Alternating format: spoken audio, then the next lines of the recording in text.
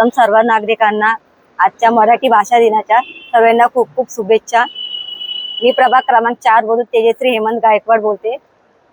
आजकाल आपल्याला माहिती आहे की कल्याण डोंबिवलीमध्ये प्रथमतः आमच्या परिसरामध्ये भटक्या कुत्र्यांची संख्या खूपच शहाजाने वाढलेली आहे। त्याच्यामुळे त्यांना सर्व नागरिकांना, ज्येष्ठ नागरिकांना, लहान मुलांना त्याचा खूपच त्रास झालेला आहे। आमच्या भागात मोयली गाळेगाव या भागामध्ये 7 वर्षाच्या बालकाला कुत्रा चावून त्याचा दुर्दैवी मृत्यू झालेला आहे। काय मागणी केलेली आहे महापालिकेकडे? त्यासाठी आम्ही आयुक्ताला भेटायला आलो, आयुक्त साहेबांना भेटायला आलेलो आहेत की या भटक्या कुत्र्यांचा व्यवस्थित बंदोबस्त करावा, त्यामुळे सर्वांना त्याचा खूप त्रास होत आहे। नमस्कार, मी हेमंत बबन गायकवाड।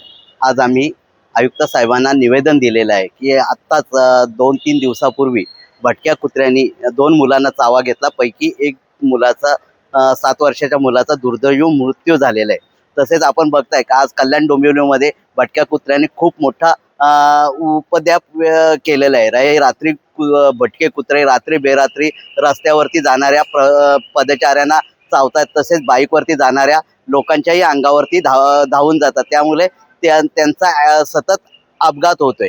ही कल्याण डोंबिवली महापालिकेमध्ये खूप मोठ्या प्रमाणात समस्या निर्माण झालेली आहे। आज आम्ही आयुक्त साहेबांना या संदर्भात निवेदन दिलं आणि त्यांना या भटक्या कुत्र्यांचे योग्य ते उपाययोजना करावे अशी आम्ही त्यांना मागणी केली। जर काही दिवसांनी या भागामधील भटक्या कुत्र्यांवरती योग्य ती कारवाई, योग्य ती व्यवस्था झाली नाही तर आम्ही सर्व नागरिकांसह सगळे नगरसेवक आंदोलन केला जाईल।